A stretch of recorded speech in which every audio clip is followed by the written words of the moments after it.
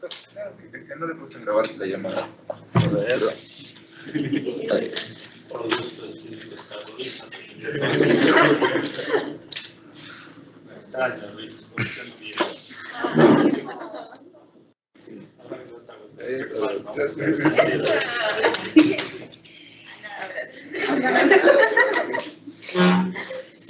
Entonces, hoy día comenzamos con lo que es artritis reumatoidea y entrando en enfermedades propiamente reumáticas. Y vamos a hablar entonces en estas clases sucesivas de las enfermedades difusas del tejido conectivo. Antes se llamaban enfermedades del colágeno, hoy en día se llaman enfermedades difusas del tejido conectivo. Y entonces acá está la artritis reumatoidea, el lupus, esclerosis sistémica progresiva o esclerodermia, la polimiositis, dermatomiositis, el síndrome de Sjögren, vasculitis sistémicas primarias, que son varias vasculitis sistémicas primarias, y también está el síndrome antifosfolípidos, los síndromes antifosfolípidos, ¿ya? Todos ellos están englobados en lo que se llaman enfermedades difusas del tejido conectivo. Este es un diagnóstico por síndrome, enfermedades difusas del tejido conectivo. Y esto ya es un diagnóstico por enfermedad, ¿ya? Por enfermedad. ¿Y qué cosas tienen en común estas enfermedades difusas del tejido conectivo? El ser una poliartritis, 5 más articulaciones, crónica, más de 6 semanas de evolución, aditiva, que se van sumando el compromiso articular, el bilateral es ser en los dos lados. Yo tengo un codo, el otro codo también bilateral. Simétrica, en el sentido de que si el grado de flogosis de una articulación de un codo está comprometido en el otro lado de características muy similares, ¿ya? En cuanto a la flogosis. Eso es la simetría. Entonces, esto tienen en común, pero principalmente lo tienen en común ¿para quién? Para artritis reumatoidea. Esa es la más característica, que es una poliartritis crónica, aditiva, bilateral, simétrica. Después el lupus y después los otros pueden dar en menor cuantía, ¿ya? Eso tienen en común. Por lo demás, deben de saber de que en las enfermedades autoinmunitarias reumáticas hay una superposición de síntomas y signos extraarticulares, ¿ya? Hay una superposición de síntomas extraarticulares. Los reumatismos extraarticulares que hemos visto ayer se pueden superponer indistintamente en todas estas enfermedades. Pero también hay una superposición de los síntomas articulares. ¿Por qué? Porque en todos ellos puede ser una poliartritis crónica, aditiva, bilateral, simétrica, ¿sí? Hay superposición de síntomas, ¿ya? De síntomas articulares o de síntomas extraarticulares. Puede haber superposición, ¿sí? En todos ellos hemos visto, les comenté alguna vez, que había una serología positiva, o sea, el detectar anticuerpos contra determinados antígenos que nos sirvan para el diagnóstico de estas enfermedades. Entonces, cada vez que toquemos una de estas enfermedades, vamos a ver que existen anticuerpos, la detección de anticuerpos en el fuero de estos pacientes, serología, que van a ser positivos para determinadas enfermedades. Pero no existe un anticuerpo que sea específico para una enfermedad. Siempre hay superposición.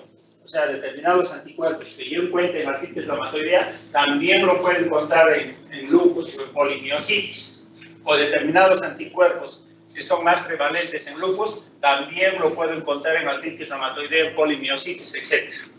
También entonces hay superposición de anticuerpos para cada una de estas enfermedades, ¿ya? Hay datos histológicos que ayudan mucho en el diagnóstico de cada una de ellas enfermedades, sí. Pero también no hay un dato histopatológico que sea exclusivo de una enfermedad y que me pueda decir, este es tal enfermedad. Yo tengo un lupus eritematoso sistémico, le tomo una biopsia de riñón y esa biopsia no me va a decir exclusivamente este es lupus. No, ¿ya? Puede ser también de otras enfermedades. No hay especificidad absoluta en cuanto a datos clínicos, en cuanto a datos laboratoriales, en cuanto a datos histopatológicos para cada una de estas enfermedades. Y en común tienen también el tratamiento.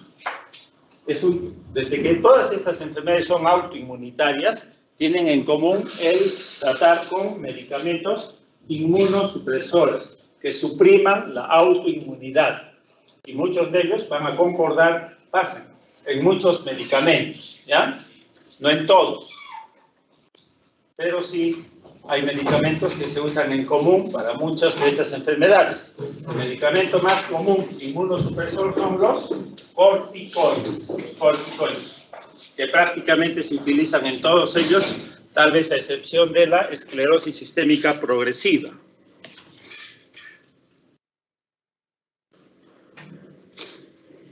Esta diapositiva que les puse en inmunología, que nos sirve para ubicarnos en lo que es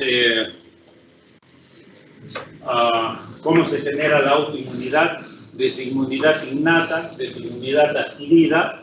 En el tiempo se habla mucho de que las enfermedades autoinmunitarias tienen que ver mucho con autoinmunidad adquirida, bien sea celular o bien sea humoral. Hoy en día se sabe que la inmunidad innata con macrófagos, células presentadoras de antígenos, neutrófilos, eosinófilos también tienen un rol preponderante en el desarrollo de enfermedades autoinmunitarias. Pero si uno quiere ubicarse bien en el contexto de una enfermedad autoinmunitaria, tiene que dominar esto de que hemos hecho inmunología, cómo es que se genera la inmunidad adquirida, la inmunidad humoral, la inmunidad celular, y cómo es que esta inmunidad puede exacerbarse, potenciarse, no controlarse y generar autoinmunidad. Entonces, las enfermedades autoinmunitarias tienen predominantemente, pueden ser de autoinmunidad humoral con formación de anticuerpos o de autoinmunidad celular predominantemente dado por células como células natural killer, linfocitos T, citotóxicos, macrófagos, ¿ya?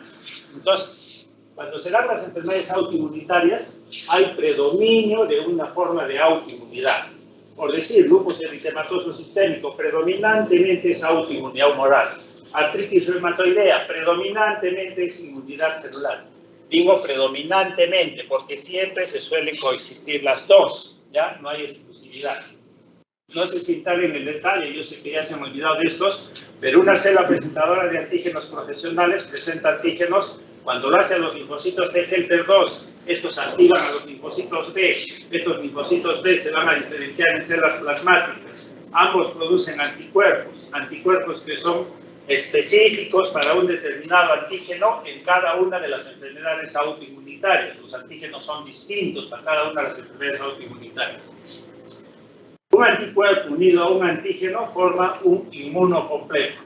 Inmunocomplejo que de por sí, cuando se produce en exceso y no es depurado adecuadamente, van a producir las enfermedades por inmunocomplejos. Ahí está el lupus eritematoso sistémico, las vasculitis sistémicas, en la cual estos inmunocomplejos se depositan básicamente en endotelios vasculares y van a generar un proceso inflamatorio en el endotelio vascular de X órgano de la economía. Puede ser el ojo, puede ser el cerebro, puede ser el pulmón, puede ser el riñón, puede ser el intestino, etc.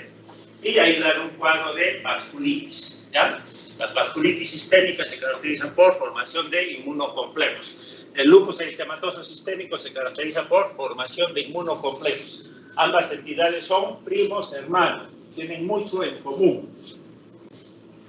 Entonces, esto es autoinmunidad humoral, formación de autoanticuerpos como base de enfermedades autoinmunitarias humorales. Pero de otro lado, si la célula presentadora de antígenos presenta un T helper 1 y este produce citocinas, interleucin 2 gamma interferón, activa células natural killer, linfocitos T citotóxicos, macrófagos, y estas células de por sí pueden reaccionar contra determinados tejidos y causar daño, causar inflamación, estamos hablando de autoinmunidad celular. Autoinmunidad celular significa predominio de T helper 1, predominio de estas interleucin 2 gamma interferón, predominio de la activación de estas células de citotóxicos, y eso va a generar autoinmunidad celular, ¿ya? Por esas células.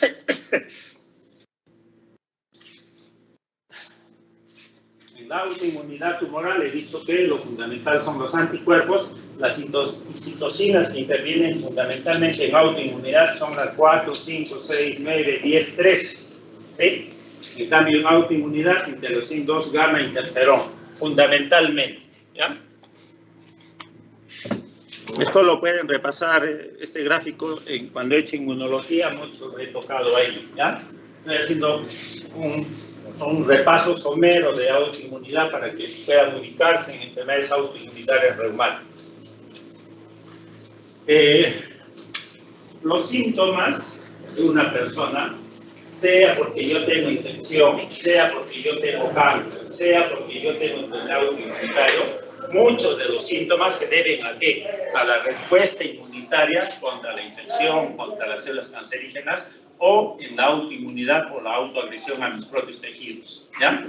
La respuesta inmunitaria, ¿qué genera? Autoinmunitaria, ¿qué genera? Interleucinas. Interleucinas de que por sí mismo generan síntomas. Por ejemplo, interleucin 1, interleucin 6, factores necrosis tumoral, gamma interferón. Todos ellos pueden generar fiebre. Todas estas interleucinas van a ir a actuar a nivel del hipotálamo. Ahí van a producir una disregulación, producción incrementada por escarlatina 2.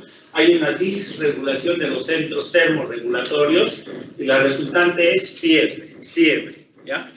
Fiebre. Entonces, uno dice, cuando yo tengo fiebre, ¿qué tengo? Puedo tener infección viral, bacteriana, parasitaria, viral como el virus que nos está afectando. O puede ser que tenga un cáncer y me esté empezando a dar fiebre porque hay presencia de esas interleucinas. O puede ser que tenga una enfermedad autoinmunitaria X y en la cual hay exceso de estas producciones de interleucinas y también tengo fiebre.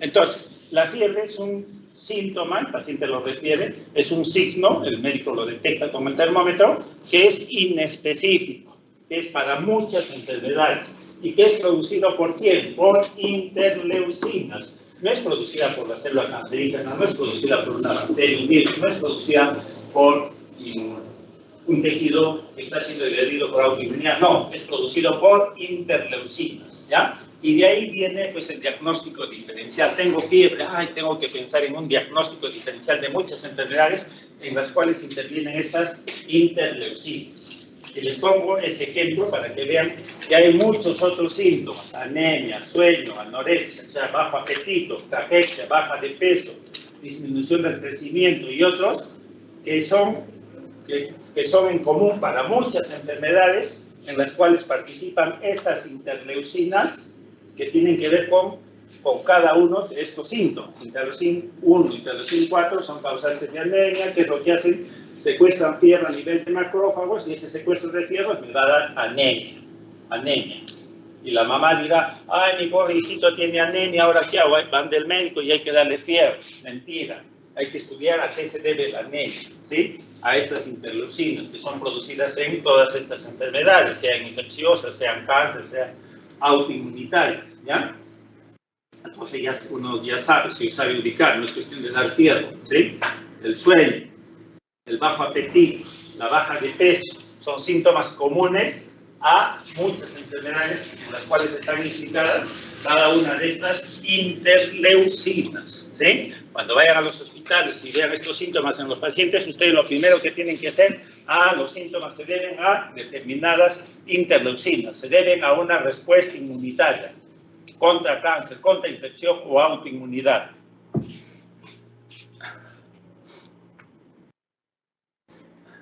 Entonces, ahora sí, con esta breve introducción, entramos a ver lo que es artritis reumatoidea, ¿ya? La enfermedad artritis reumatoidea. Entonces, es una enfermedad autoinmunitaria. Autoinmunitaria, es sistémica porque afecta a muchos órganos. Compromete las articulaciones básicamente. Esta es una enfermedad autoinmunitaria predominantemente articular, ¿sí?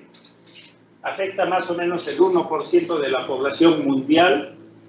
Las mujeres están más afectadas que los hombres en una relación 3:4:1. Vamos a ir viendo que siempre las mujeres jóvenes son las más afectadas por enfermedades autoinmunitarias. Los estrógenos ahí juegan un rol fundamental en el por qué las mujeres tienen más predominio de enfermedades autoinmunitarias, ¿ya? Se dan entonces en etapas relativamente jóvenes de la vida, cuarta, quinta década de la vida.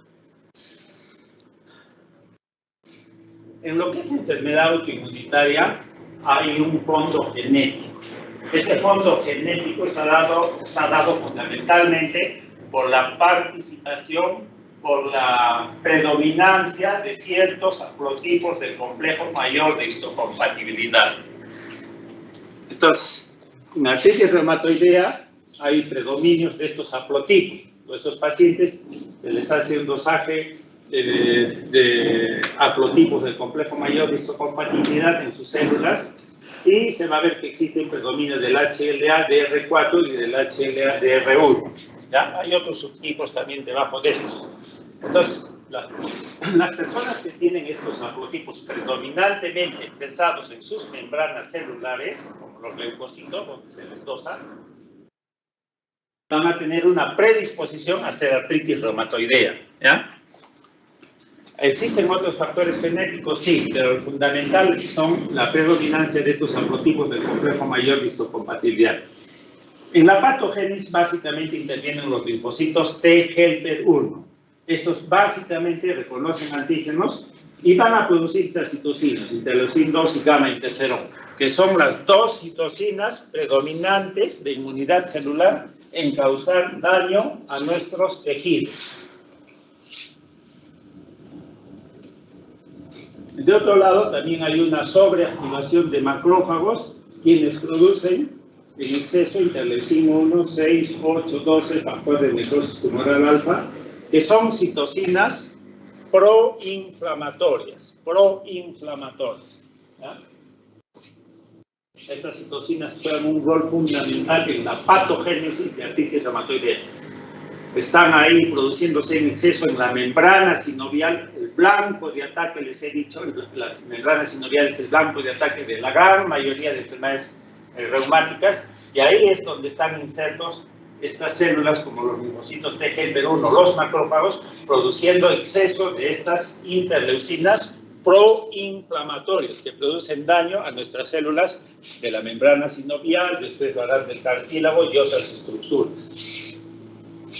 Hay una gran quimiotaxis de neutrófilos, se producen quimioquinas, interleucin 8, que atrae gran cantidad de neutrófilos, y los neutrófilos son células que tienen un poderoso armamentario de guerra para defendernos contra bacterias extracelulares fundamentalmente, pero en los casos de autoinmunidad todo está dirigido contra nuestros propios tejidos. Los neutrófilos nos autoagreden. Hay liberación de una serie de mediadores proinflamatorios, prostaglandinas, leucotrienos, radicales libres de oxígeno, proteasas, todo eso van a producir daño en la membrana sinovial, después lo harán en el cartílago articular y después en estructuras periarticulares. El blanco de ataque, reitero, la membrana sinovial.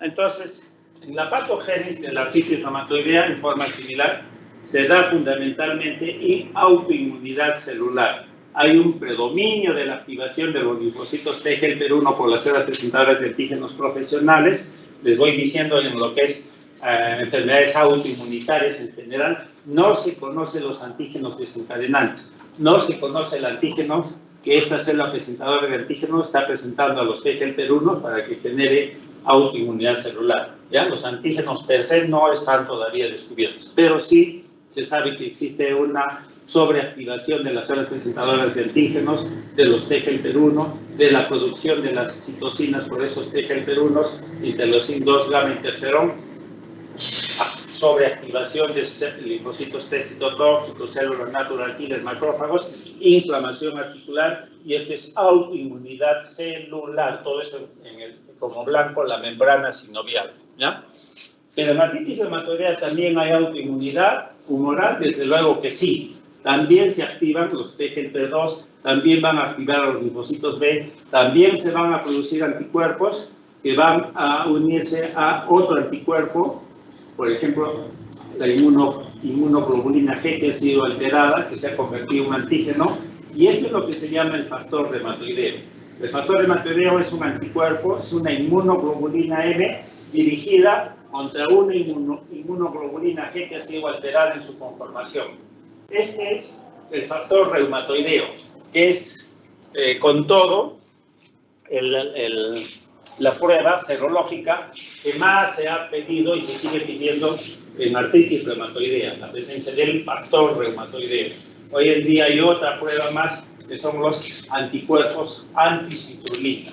Cuando yo tengo un paciente con sospecha de artritis reumatoidea, tengo que pedir que el factor reumatoideo número 1 y 2, anticuerpos anticitrulina, ¿ya? Entonces, en artritis reumatoidea también hay autoinmunidad humoral. No es tan importante como lo que es la inmunidad celular, pero sí se da,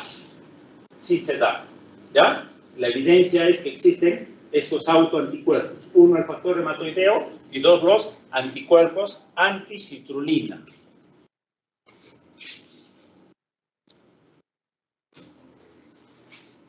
Entonces acá tenemos una articulación, tenemos la cavidad articular, y por fuera de la cavidad articular de rojito la membrana sinovial. Ahí en la membrana sinovial es el blanco de ataque de autoinmunidad celular, menos de autoinmunidad humoral. Ahí se depositan las células de autoinmunidad celular, ahí se depositan los anticuerpos, ahí se van a generar todos los mediadores inflamatorios que hemos dicho, ¿ya? La membrana sinovial. Por fuera de la membrana sinovial va a estar la cápsula articular, que se puede dañar, sí se puede dañar ya con el tiempo, con los años, porque el proceso inflamatorio va a alterar a la cápsula articular. Pero lo principal, entonces, es la membrana sinovial. Esta membrana comienza a producir todos sus mediadores inflamatorios y comienza a producir daño. ¿Daño a quién? Al cartílago articular. Daño al hueso ya como tal, erosiones óseas, vamos a ir viendo después. Y también todas las estructuras periarticulares, tendones, ligamentos, y comienza la deformidad.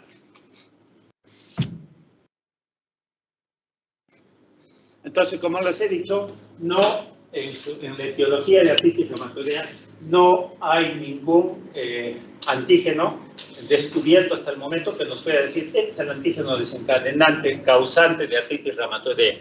Hay varios agentes implicados, uno de ellos son los infecciosos, el virus de Epstein-Barr se dice que puede desencadenar artritis reumatoidea, el parvovirus B19, también otro que puede desencadenar, los virus de la hepatitis B, por ahí está algo implicado, no hay nada concreto, nada cierto, ¿ya? Hoy en día se esboza mucho en el hecho de autoinmunidad en buscar proteínas endógenas, o sea, de las propias células, ¿ya? Nuestras propias células, por decir células del tejido sinovial, de alguna manera pueden entrar en lo que se llama un estrés celular, generar exceso de proteínas endógenas, y esas proteínas endógenas pueden ser presentadas a través de moléculas del complejo mayor de histocompatibilidad y al final desencadenar autoinmunidad celular, un poco de autoinmunidad humoral. Esas son proteínas endógenas, se habla de proteínas del colágeno que pudieran desencadenar artritis reumatoidea, ¿ya? Hay hormonas que son inmunopotenciadoras, que potencian a las células del sistema inmunitario. Las dos más conocidas, la prolactina y la hormona de crecimiento, se hacen estudios en artritis reumatoidea, se ve que hay un exceso de producción de estas hormonas y de alguna manera se ha indicado en la patogénesis de artritis reumatoidea. El estrés como causante etiológico no es tan así considerado como un agente etiológico, pero sí como un factor desencadenante, un factor activador. Como le mencioné, cuando una persona entra en estrés, está produciendo exceso de prolactinas, exceso de hormonas de crecimiento, entre otras, que son hormonas inmunopotenciadoras, que pueden potenciar a las células del sistema inmunitario, sobreactivarlas y potenciar autoinmunidad, ¿ya? Entonces, el estrés está implicado en el desencadenamiento o en la potenciación a largo plazo de artritis reumatoidea. Y desde luego, en la etiología es básico tener un factor genético. Estos haplotipos del complejo mayor de histocompatibilidad, HLA-DR4-1. Entonces, ¿cuál es el cuadro clínico de artritis reumatoidea? Les he dicho que fundamentalmente es un cuadro articular. es una poliartritis. 5 o más articulaciones comprometidas. Es de inicio insidioso, bilateral. Por ejemplo, en las dos muñecas, en las dos metacarpofalángicas, es bilateral. Simétrica, el grado de dolor o el grado de inflamación es muy similar en los dos lados, por decir, en las dos muñecas, en los dos codos. Aditivo, que se va sumando una tras otra, sin ceder las previamente afectadas. Aditivos, se van sumando. Y se comprometen pequeñas y grandes articulaciones. Las pequeñas son las de las manos, metacarpofalángicas, interfalángicas proximales, distales, igual en los dedos. Esas son las pequeñas. Y las grandes van a ser muñeca, codos, hombros, caderas, rodillas, tobillos. Esas son grandes articulaciones. Ambas se ven comprometidas en artritis reumatoidea, ¿ya? Pequeñas y grandes articulaciones. Y el curso, de esto también ya les comenté algo. ¿Cómo es el curso de esta poliartritis? En el tiempo viene un paciente y digo, tengo artritis reumatoidea, doctor, y quiero saber cuál es mi pronóstico, cómo voy a ir después. ¿Qué le tiene que decir el médico? No hay una manera de evolución única, ¿ya? La evolución es distinta para cada paciente. En la gran mayoría de enfermedades autoinmunitarias es distinta para cada paciente. No hay un patrón único. Entonces, puede ser monocíclico cuando afecta un periodo de tiempo. Puede ser unos meses, puede ser unos años. De poliartritis se pasó y nunca más volvió. Ese es monocíclico, 10-20% de pacientes. Pero el más común es el policíclico, 70% de pacientes. Periodos de activación, de actividad de la enfermedad, poliartritis, periodos de inactivación, se va la poliartritis, la actividad, y el paciente queda libre de síntomas, con o sin deformidades articulares, ¿ya? Y ese es el más común, periodos de actividad, periodos de inactividad, periodos de actividad, periodos de inactividad, ¿sí?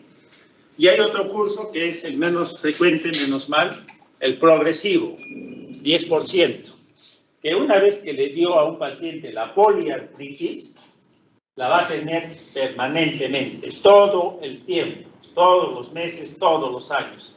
Y ese es el de mal pronóstico, el progresivo, ¿ya? Y vamos diciendo que el tratamiento entonces se va a enfocar en base a esto, a conocer esto.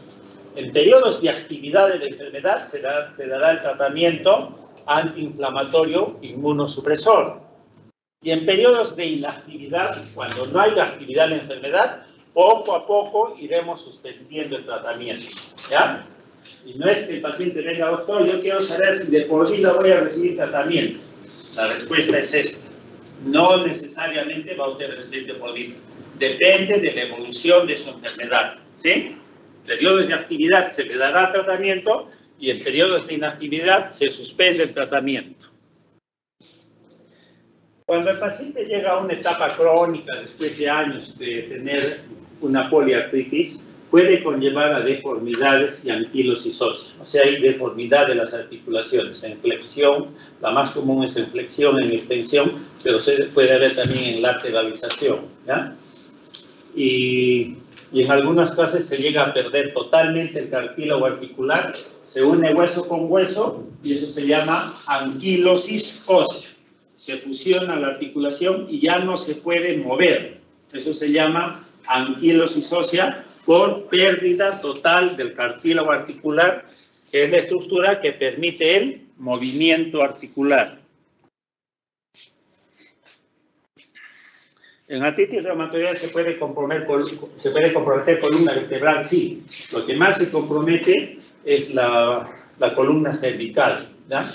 En la articulación entre la primera vértebra cervical, el atlas, y el otro, el axis, ahí hay un compromiso, ahí hay membrana sinovial entre esas articulaciones. Entonces ahí se produce un proceso inflamatorio y se puede dar una subluxación. Y esa subluxación a veces compromete nervios, da neuropatías periféricas a nivel de miembros superiores, entre otras cosas. Columna cervical frecuentemente se compromete en artritis reumatoidea.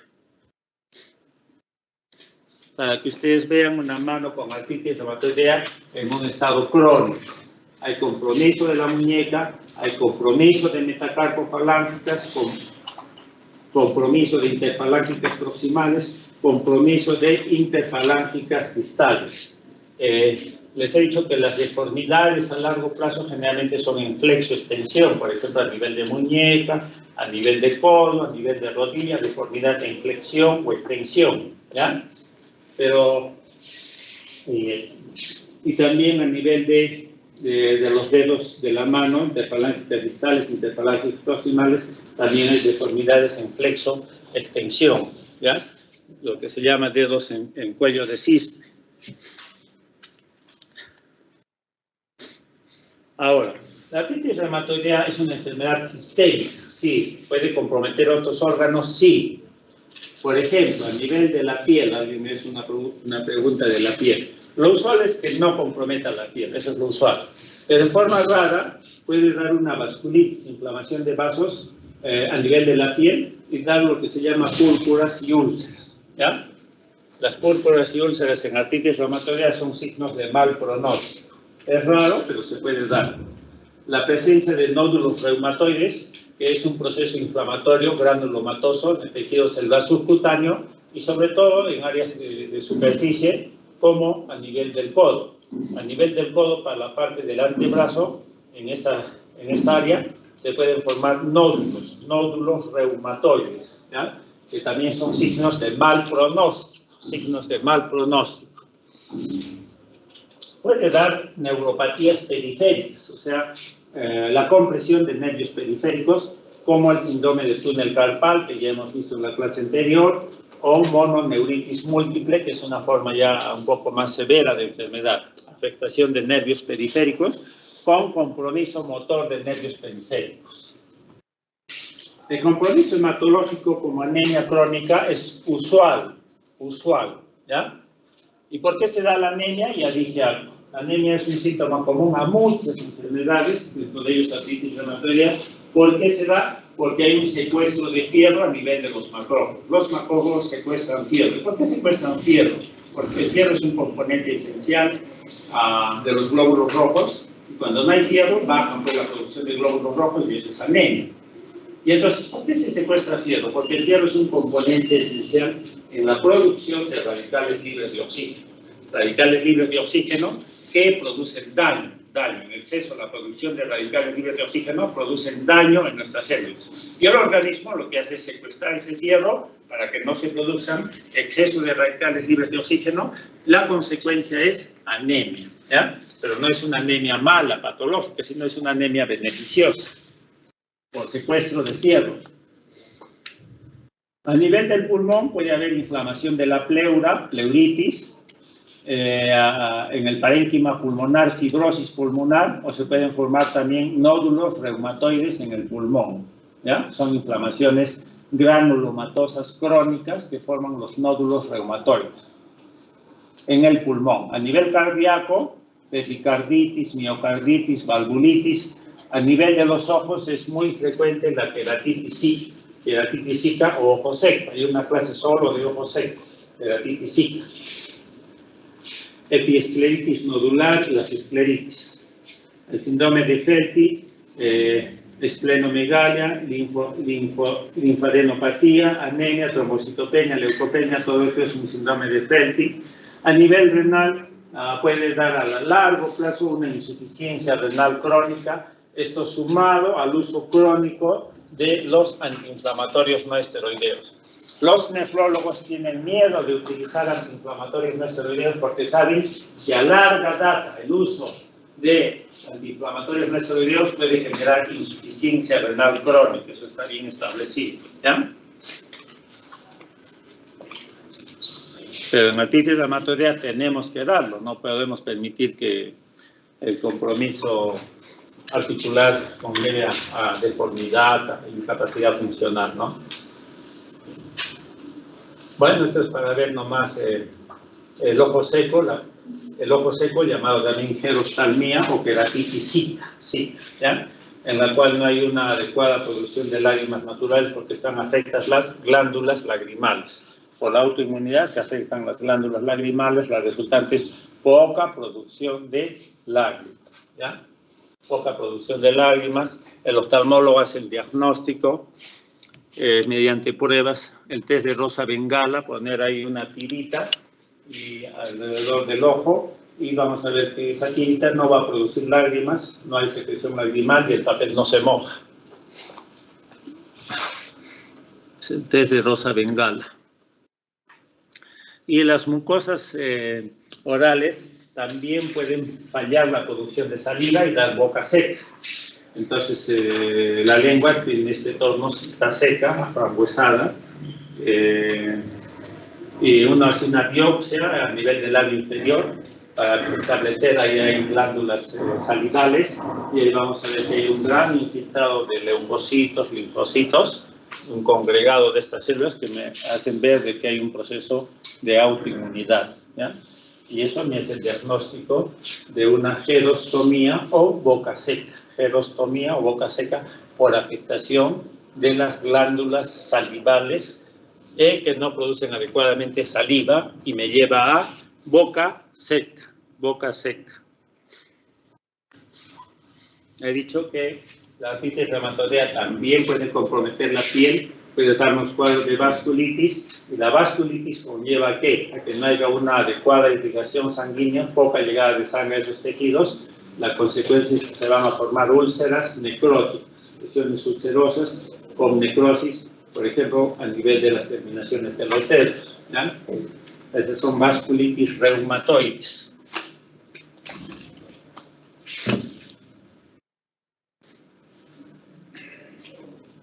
¿Qué cosas encontramos en el laboratorio? Vamos a ver que hay anemia. Podemos hemoglobina, y la hemoglobina está baja. Lo normal es que de 13, 14, 15, 16, y vamos a ver que es una anemia crónica, hipocrómica, ferropénica, poco fierro, de 12, 10, 11, 12, en esos términos más o menos se da la anemia. Puede ser normocítica, normocrónica cuando ya tiene largo tiempo, pero en un comienzo es hipocrómica, microcítica, por déficit de fierro. ¿Qué más encontramos en artritis reumatoidea? Encontramos velocidad de sedimentación elevada. La velocidad de sedimentación elevada me habla de la presencia sobre todo de interleucin 1, interleucin 6, factores necrosis tumoral, que a nivel de las células hepáticas hacen producir un exceso de fibrinógeno, cual hace sedimentar más rápido los glóbulos rojos, y eso es lo que se llama la eritrosedimentación elevada. En el laboratorio vamos a ver que existe por arriba de 20 milímetros por hora, ¿ya? Eritrosedimentación elevada, que me habla de un proceso inflamatorio con presencia de esas interleucinas elevadas. ¿Qué más pedimos? El factor reumatoideo. ¿Qué es el factor reumatoideo? Es una inmunoglobulina M que se ha formado contra una inmunoglobulina G alterada y que es positiva. Antes se decía 80%, pero ahora se habla de 50, 60% de positividad. ¿Qué otro autoanticuerpo pedimos? Les he dicho los anticuerpos anticitrulina, que también tienen esa sensibilidad, 50, 60, 70%, ¿ya? Entonces, los dos ayudan en el diagnóstico. Cuando hay dudas diagnósticas, pedimos estos anticuerpos. Si el diagnóstico se puede hacer clínicamente por los datos, síntomas y por los signos, sí, clínicamente, ¿ya? Se puede hacer el diagnóstico. Cuando es una poliartritis de esas características que les he dicho, sí es el diagnóstico. Puede ser solo clínico. Pero bueno, pues ya uno se ha acostumbrado, todos se han acostumbrado a pedir el factor reumatoideo, a pedir los anticuerpos anticitolina, que son caros, que la velocidad de sedimentación está alta, bueno, que hay anemia, bueno. Esto es lo que hay de positivo en el laboratorio. No siempre tienen que ser positivos los dos, ¿ya? Puede ser una artritis reumatoidea cero negativa, con negatividad para el factor reumatoideo y para los anticuerpos anticitolina. Entre los dos se dice que pueden llegar a un 80-90% de sensibilidad, pero me queda un 10% de artritis reumatoidea que son cero negativas, en los cuales el diagnóstico se hace fundamentalmente por el cuadro clínico, ¿sí? Por la poliartritis crónica, bilateral, simétrica, aditiva. Las radiografías ayudan en el diagnóstico, desde luego que sí ayudan, ¿no? En etapas iniciales hay un aumento de volumen de las partes blandas, de todo lo que es el componente periarticular, está hinchado, está inflamado, aumento de volumen, ¿ya? En las etapas iniciales no llega bien la sangre a los huesitos y en el entorno de los huesitos va a haber una osteoporosis yucta articular. Osteoporosis yucta articular, o sea, cerca a las articulaciones, yucta.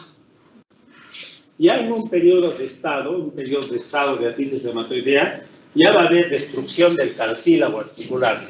Con todo, el elemento más importante de una articulación es el cartílago articular, el que permite los movimientos articulares. Ese cartílago es dañado por el proceso inflamatorio autoinmunitario, ¿ya? Entonces, se va dañando el cartílago y la articulación se va pinzando, angostando, ¿sí? ¿Por qué? Porque ya no hay cartílago. Y después va a haber erosión ósea periarticular. En el entorno de la articulación, en el lado periférico, ahí va a haber una erosión ósea. Y en un estado avanzado vamos a ver que existen desviaciones, o sea, deformidades. Puede llevar, cuando se pierde totalmente el cartílago, anquilosis ósea. Ya no hay nada de movimiento articular. Quistes subcondales también se pueden formar. Entonces acá, para que veamos una rodilla con artritis reumatoidea, el espacio articular, fíjense, ya está disminuido. Eso se llama pinzamiento articular, destrucción del cartílago articular, ¿ya? Así se ve. Y acá en la periferia de la articulación pueden ver que hay una erosión, pérdida de la continuidad ósea, no hay continuidad. Acá sí hay continuidad, miren, ¿no? Pero acá no hay. Se ha producido esta erosión, pérdida de la continuidad en la periferia de la articulación. Esta erosión ósea es la lesión característica de artritis reumatoidea, ¿ya? La erosión ósea periarticular, acá la pueden ver.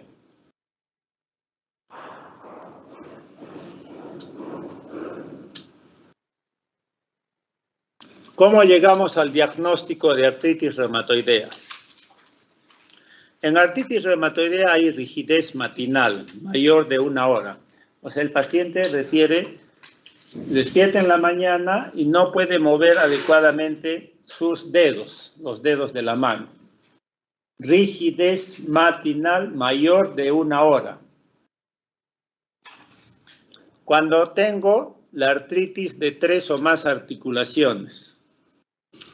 Cuando tengo artritis en las manos, cuando tengo una artritis que es simétrica, ya les he puntualizado el término simétrico. Cuando tengo la presencia de nódulos reumatoides, les dije más, se ven en la superficie extensora del codo. La presencia del factor reumatoideo o anticuerpos anticitrulina, uno de los dos. Y cambios radiográficos característicos como es la erosión ósea. Hace mucho tiempo ya el Colegio Americano de Reumatología dijo, una vez que se encuentren 4 de estos 7, ya se hace el diagnóstico de artritis reumatoidea. Estos criterios de clasificación de artritis reumatoidea, como les digo, son para estudios amplios. Cuando yo quiero hacer un estudio de un tratamiento para artritis reumatoidea, tengo que seleccionar a un grupo de población y ese grupo de población con artritis reumatoidea tienen que cumplir estos criterios. Para eso se hacen estos criterios. En un paciente específico, al cual un médico enfrenta a un paciente específico, también busca estos, pero no necesariamente, ¿ya? Un paciente puede cumplir no 4, sino 7 y decir, bueno, pues yo estoy excluyendo otras enfermedades y todo me hace evidenciar de que sea una artritis reumatoidea, ¿ya? Porque estoy descartando otras enfermedades.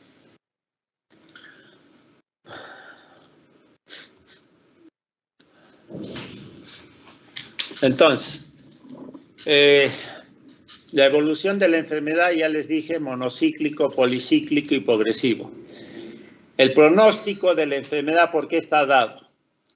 el tiempo de enfermedad mayor de 2 años. A mayor tiempo de enfermedad, el pronóstico es peor, ¿ya? Entonces hay que tratar lo antes posible la enfermedad.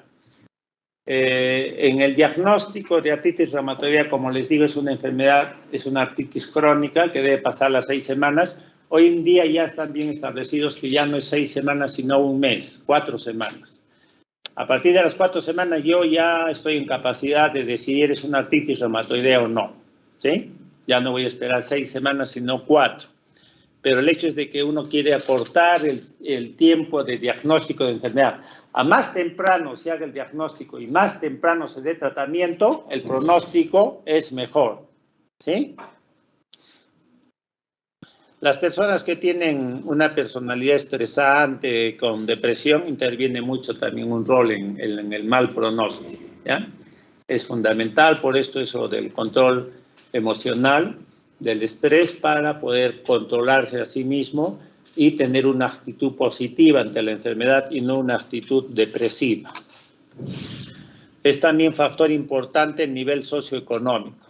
Personas pues que son de condición socioeconómica baja no van a tener oportunidad para consulta a un reumatólogo especialista, no van a tener oportunidad de acceso a medicamentos de primera línea en el tratamiento de estas enfermedades.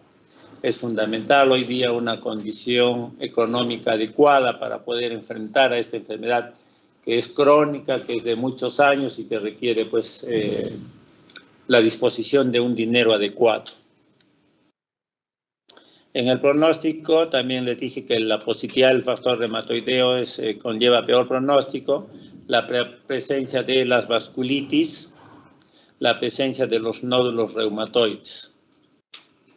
En el pronóstico también intervienen, muchas veces es necesario el uso de corticoides en forma crónica por muchos años para controlar la enfermedad, pero el uso de corticoides conlleva efectos adversos a largo plazo de muchas entidades, ¿no? Dentro de ellos, por decir, osteoporosis, síndrome de Cushing, insuficiencia suprarrenal.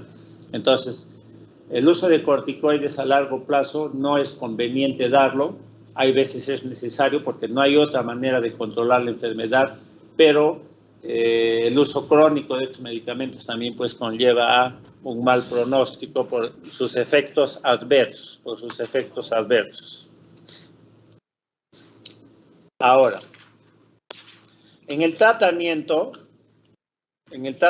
no solo es medicamentos, ¿ya? No solo es medicamentos. En el tratamiento interviene el número 1, la educación. En general, en todas las enfermedades, cuando un paciente va a un médico, hay que explicarle qué consiste su enfermedad, darle tranquilidad, que el paciente adquiere tranquilidad y enfrenta mejor su enfermedad, ¿no? Cuando no se le explica su enfermedad, el paciente se va intranquilo, incómodo, con dudas, y esas dudas no conllevan a nada bien, no enfrenta bien la enfermedad. En la artritis reumatoidea hay que explicarles bien, hay que darse un tiempo para decirle en qué consiste su enfermedad, cuál es su pronóstico, cómo es su evolución, cuánto tiempo debe llevar el tratamiento, y explicarle su enfermedad para que él esté tranquilo. Cuando no se le explica, es un mar de dudas y toda duda es peor para una enfermedad. Muchos pacientes van a requerir terapia física, ¿no? Sobre todo en etapas crónicas, cuando haya deformidad articular, es necesario la terapia física. Después, la terapia medicamentosa, que vamos a ver después, es imprescindible dar medicamentos, ¿sí? Y el tratamiento quirúrgico ya es en una etapa última, cuando hay deformidades articulares, cuando hay anquilosis ósea de articulaciones. Hoy en día se usan mucho las prótesis, ¿no? Prácticamente hoy en día en el mundo existe prótesis para todas las articulaciones. Prótesis no es otra cosa que el reemplazo articular. Lo más en nuestros medios que se utiliza es el de caderas y de rodillas, ¿no? Pero en el mundo hay prácticamente de todas las articulaciones prótesis. Desde luego que no llegan al 100% de funcionalidad como un normal, pero sí tienen buen grado de aceptación. Les baja el dolor y ya pueden movilizarse mucho mejor. Entonces la educación, explicación de su enfermedad, se le dice hay que evitar el estrés, Y el aspecto nutricional también es importante. Todos los pacientes preguntan, doctor, ¿como carne o no como carne? La primera pregunta que hacen, todos tienen concebido que la carne empeora la enfermedad, pero en realidad la carne no tiene que ver nada con esta enfermedad. Sí puede comer carnes, y algunos muy pocos pacientes sí les hacen mal las proteínas de la carne y entonces tienen que echar uso a proteínas vegetales, pero eso es lo más raro. En general, la alimentación no tiene que ver nada en esta enfermedad, pero desde luego que es mejor todo lo que es alimentación vegetariana, desde luego que sí. Los vegetales, las frutas, verduras, los granos, tienen ¿qué cosas? Vitaminas antioxidantes, tienen los mismos antioxidantes, hay muchos antioxidantes y entonces todo ello favorece. Desde luego que la carne de pescado es mucho mejor, desde luego que sí, porque tienen omega 3 y eso hace generar pocas prostaglandinas proinflamatorias. Si uno quisiera decirle al paciente coma más carne de pescado que le va a hacer mucho mejor, eso es lo adecuado. ¿Ya? Y dieta vegetariana. Siempre la rehabilitación física se va a dar en etapas de reposo.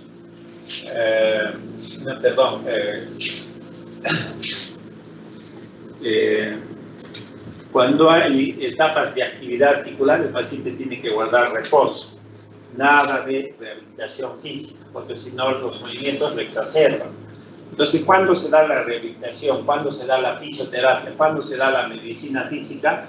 Cuando está en una etapa de inactividad, cuando está en una etapa crónica, un tanto deformante, pero no hay actividad de la enfermedad. Ahí es cuando al paciente se le dice, vaya a hacer medicina física, que le hagan ejercicios, que le apliquen calor para que usted pueda movilizarse mejor. ¿Ya? Y los medicamentos consisten básicamente, y tenemos acá los antiinflamatorios no esteroideos. Cada vez que hay inflamación articular de cabeza, antiinflamatorios no esteroideos. Hemos hablado de los COX-2 para hablar del meloxicam, del celecoxib, de los cetericosib, que son los tres COX-2, los tres antiinflamatorios no esteroideos específicos para inhibir la enzima, la COX-2, ciclooxigenasa 2, y de esta manera generar menos prostaglandinas proinflamatorias, prostaglandina E2 sobre todo. ¿Ya? Estos son menos dañinos porque no producen gastritis y entre otros efectos adversos, son los más utilizados. Los antiinflamatorios no esteroideos que inhiben tanto la COX-1 como la COX-2 también se usan, sí se utilizan. Todavía están en el mercado estos antiinflamatorios específicos como el diclofenaco, el naproxeno,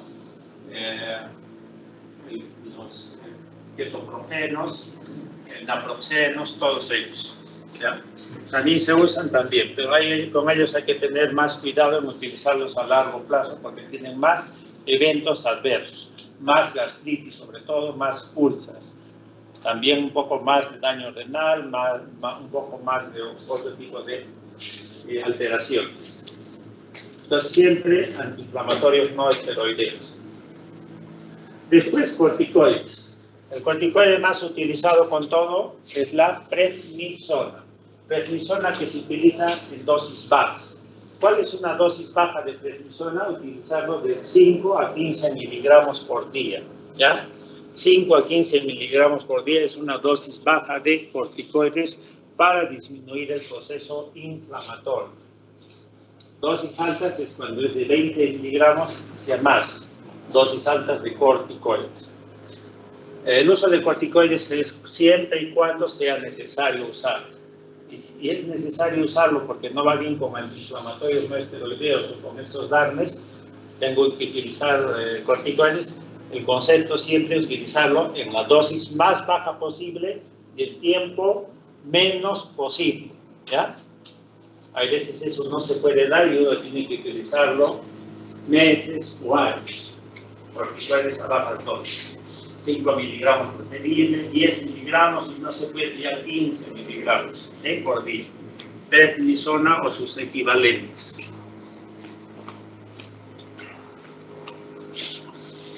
Se puede hacer infiltraciones con corticoides de depósito, ya les dije, el principal es el acetato de teansinolona, 50 miligramos intraarticular, cuando va dentro de una articulación. Si es periarticular, puede ser 10 a 20 miligramos, ¿sí? Las inyectaciones con corticoides de depósito se hacen cuando en una articulación predominantemente está activa y las otras no están muy activas, están controladas. Pero una, por decir la rodilla, está muy activa, muy hinchada, entonces ahí le puedo hacer inyectación de corticoides de depósito. Los llamados drogas antirreumáticas de acción lenta o modificadores de la enfermedad, DARMs, los DARMs, ¿ya? Estos medicamentos, drogas modificadoras de la enfermedad, llamados también remisivos, aunque no son en realidad remisivos, básicamente el que más se utiliza es el metrotexato. El metrotexato, ¿ya? El metrotexate se utiliza en una dosis de 10 a 25 miligramos por semana. Su presentación viene en tabletas de 2.5 miligramos. También viene en tabletas de 15 miligramos, de 10 de 15 miligramos. Y también vienen en presentación en frascos para inyección vía subcutánea. Entonces la dosis es esa, desde 10 a 25 miligramos. Lo usual es utilizar 15 a 20 miligramos por día y dependiendo cómo vaya se puede aumentar a 25 o se puede bajar. Ese es el metrotexato, ¿ya? Piedra angular en el tratamiento de artritis reumatoidea. Después se puede utilizar sulfasalacina en dosis de 2 gramos por día. Otro DARMes son los antimalaicos como la cloroquina.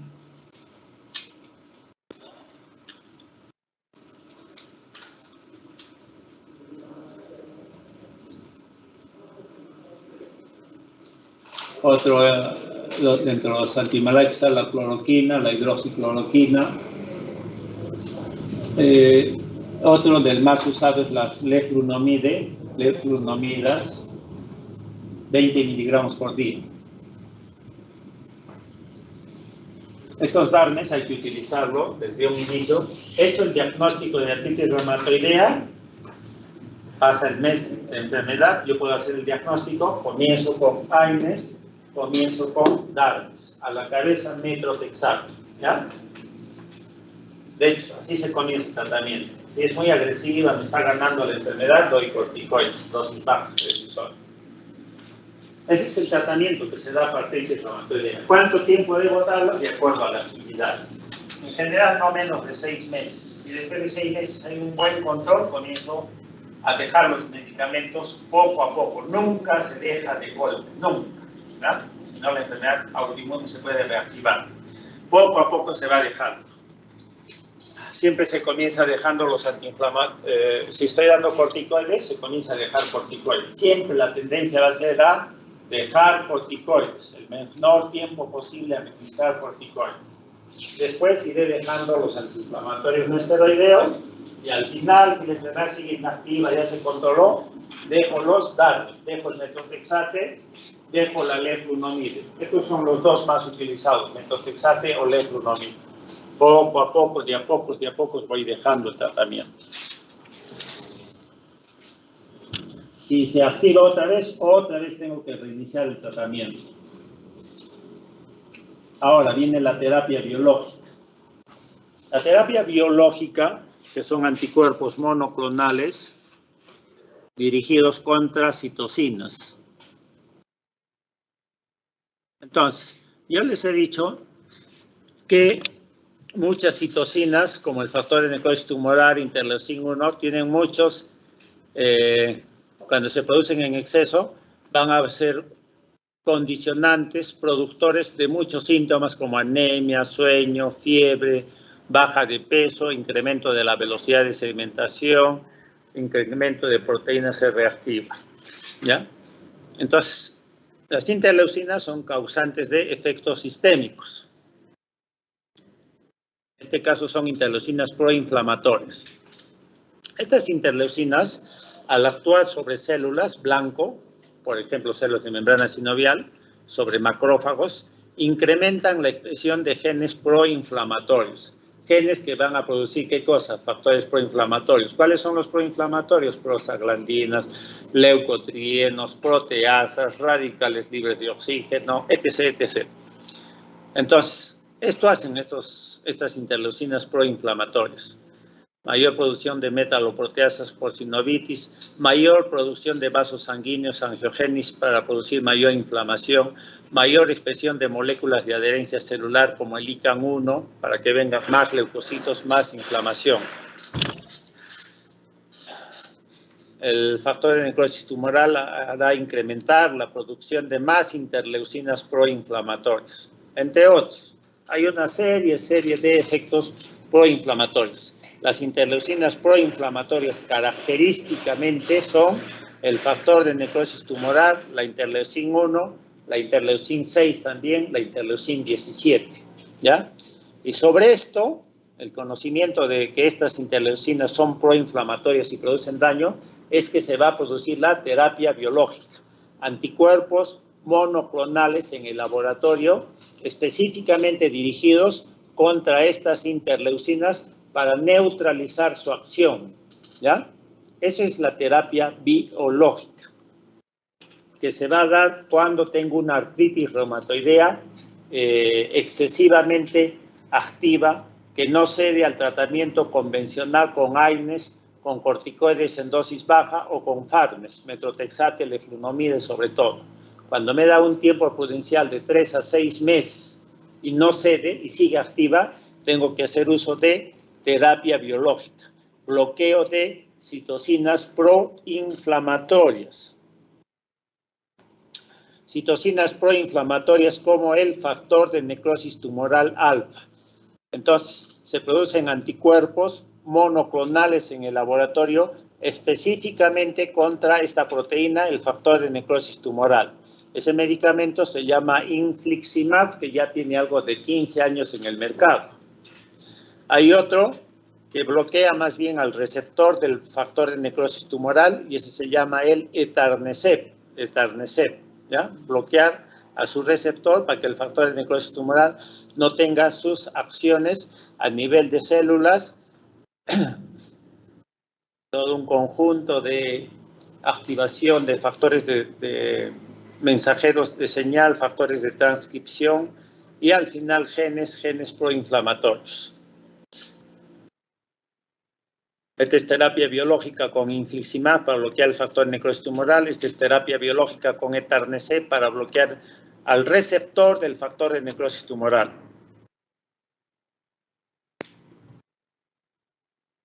Hay también bloqueadores de los linfocitos B.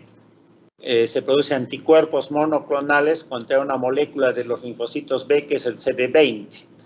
El anticuerpo contra el CD20, ¿qué va a producir a nivel de los linfocitos B? Va a producir apoptosis, muerte de linfocitos B, ¿ya? En artritis reumatoidea se puede utilizar también este tipo de terapia, anticuerpos anti-CD20, sí. El medicamento se llama rituximab.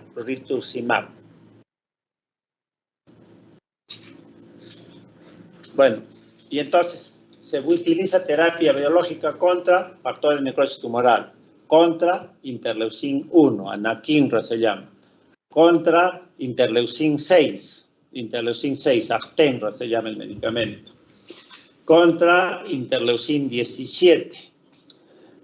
También ya se está utilizando contra interleucin 12, que también es proinflamatorio, ¿ya? Entonces, cada vez se van a produciendo más anticuerpos monoclonales, uso de terapia biológica en la lucha contra esta enfermedad y sobre todo se utiliza en etapas graves de la enfermedad, en etapas un tanto avanzadas de enfermedad en la cual no va bien el tratamiento convencional. Este medicamento es muy caro, ¿ya? Y de ahí viene nuevamente el pronóstico. Pacientes que no tienen los medios económicos, les hablo de un promedio de 4.000 soles mensuales, cada uno de estos medicamentos, 4.000, 5.000 soles mensuales. Entonces la gente común y corriente no tiene, pero ¿dónde va a sacar? No siquiera un mes, no siquiera es curativo. Todo es para controlar la enfermedad, no para curar. Cualquier tratamiento es para mejor control.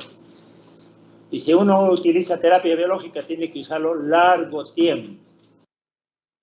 6 meses, 1 año, 2 años, 3 años, 4 años, 5 años o más tiempo, ¿sí?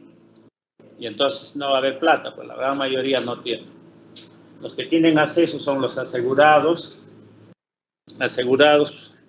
EPS, mineros, esos sí tienen acceso, pero después la gran mayoría de la población no tiene. Hasta acá sería la clase de hoy día, chicos. Si tienen preguntas, me pueden hacer. ¿Y cómo sería, en qué afecta el metotrexate para que se use también el ácido fólico después de tomar? Siempre que se utiliza metotrexate, hay que utilizar ácido fólico. El metotrexate tiene efecto a nivel genético, sobre todo actúa a nivel de los T-helper1, que es el centro de autoinmunidad celular. Ahí se mete el metotrexate y ahí va a suprimir pues, la producción de interleucinas proinflamatorias, ¿ya? Y en eso interviene sobre la folasa, algo así, no recuerdo bien el nombre, ¿ya? Entonces deprime a la producción de esa dihidrotetrahidrofolato reductasa, algo así. Entonces hay que añadir ácido fólico porque si no puede causar esa depresión de esa enzima, puede causar depresión en la producción de linfocitos T-helper1 y de otros leucocitos y dar leucopenias. Uno de los efectos indeseables de dar metotrexate es producir baja en las defensas, leucopenias, ¿ya? Cuando se da altas dosis, sobre todo eso sucede. A nivel hepático también puede producir daño el metotrexate en exceso. Y entonces el ácido fólico, 0.5 miligramos diarios, contrarresta este efecto en la depresión de esta enzima, ¿ya? Que no se produzca leucopenia, que no se produzca elevación de enzimas hepáticas. Doctor, ¿y el tratamiento no da gestantes? Hay medicamentos que se pueden dar y otros que no se pueden dar. En una gestante se puede dar AINES, sí, pero a un comienzo hay que tratar de evitar, ¿ya? Antiinflamatorios no esteroideos, los COX-2 se pueden dar, tratar de no darlo mucho tiempo. Después los corticoides se pueden dar, la prednisona se puede dar, siempre tratar de usar dosis bajas. Y lo que es metotrexate mejor no darlo. Leflunomide tampoco, no se sabe. El medicamento que sí se puede utilizar en embarazadas son los antimaláricos, cloroquina, hidroxicloroquina, ¿ya? Eso sí se pueden utilizar. No hay problema en el embarazo. Azatioprina también se puede utilizar en el embarazo, es otro medicamento alterno en el tratamiento de artritis reumatoidea. Con todo, en el embarazo, la artritis reumatoidea baja su actividad, la gran mayoría baja la actividad y no va a ser necesario administrar medicamentos, ¿ya? Porque por per se, en el embarazo hay un intercambio de la producción de interleucinas, más se producen interleucinas de autoinmunidad humoral, y eso amortigua la autoinmunidad celular y se baja el proceso inflamatorio en el embarazo. ¿Preguntas virtuales? Doctor, no se tiene que... ¿Sí? En este caso, la anemia, ¿verdad? No le escucho bien, señorita. ¿Puedes repetir? Si es necesario sacar la anemia. La anemia, no se trata la anemia, no se da fierro. Porque si le doy fierro, condiciono mayor predisposición a la producción de radicales libres de oxígeno y por lo tanto más daño, ¿ya? Esta anemia se deja que por sí se corrija. Cuando el paciente se inactiva la artritis, per se, por sí solo, la anemia se corrige. El fierro se libera de los macrófagos y se normaliza la anemia. Glóbulos rojos comienzan a subir.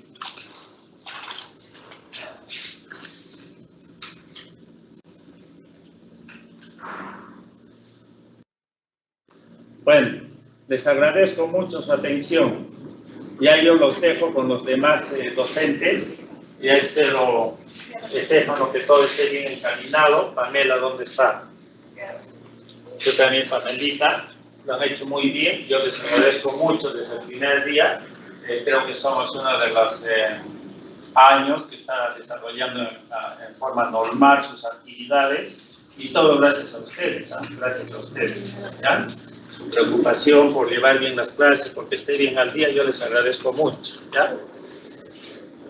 Me despido de ustedes, ya no nos volvemos a ver, ya las otras clases son otros reumatólogos, ¿ya? Muchas gracias por su atención. Gracias, doctor.